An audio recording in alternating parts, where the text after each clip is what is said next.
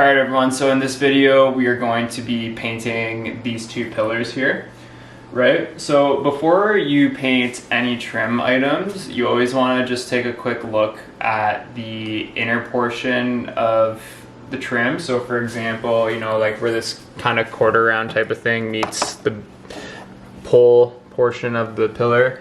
And then like this is okay, but when you look up here where the crown molding meets the ceiling, there's no way paint's gonna fill that. So I'm going to caulk this. Now, we're gonna do another video on how to caulk, but basically you always cut the thing at a 45-degree angle with a small opening, I suppose, and then you cut it at a 45, you run it along at a 45.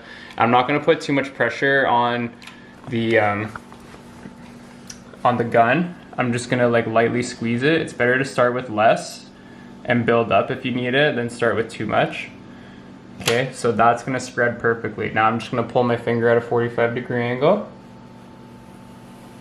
And Bob's your uncle, Fanny's your aunt. Perfect.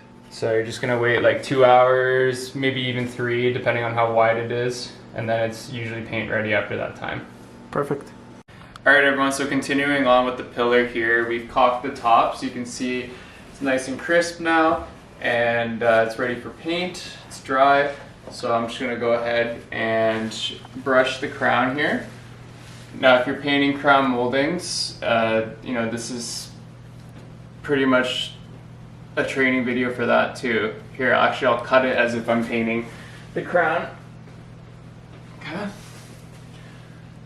So I'm just gonna get right up there and watch my cut line the whole time.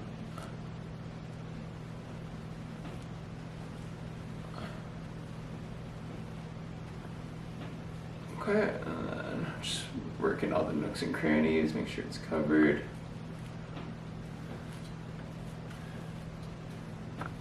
Alright, and then I'll even cut the bottom, because sometimes if you're painting a crown, you're only painting the crown.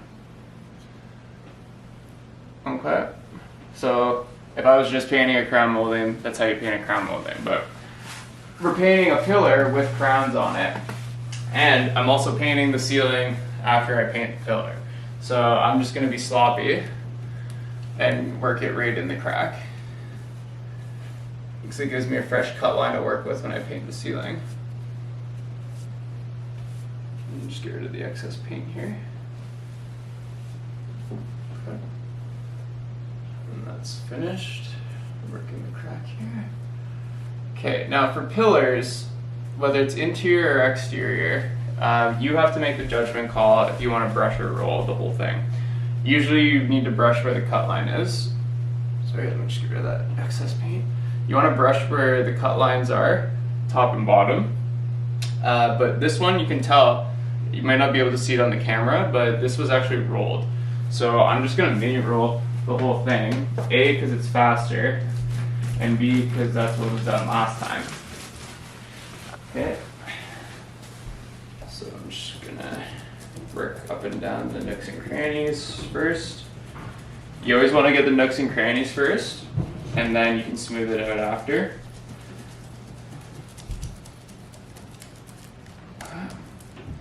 So I'm all in the nooks and crannies there. And I'm just gonna polish her off, top to bottom, finish off with the inside. Just smooth out all the paint that I got into the nook and cranny before. Just work it in, smooth it out so it dries nice and smooth for us.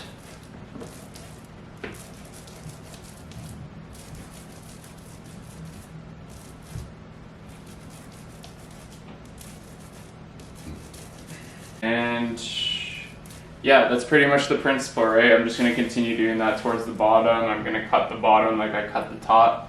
And one thing I'm going to note also is while you're working, just make sure any paint that bleeds around the edge, either you got to work like chop or you just wipe it off, because you don't want any paint drying and giving you a hard edge as you're working around it, okay? Thanks for watching everyone. I hope you learned something new and gained value from that.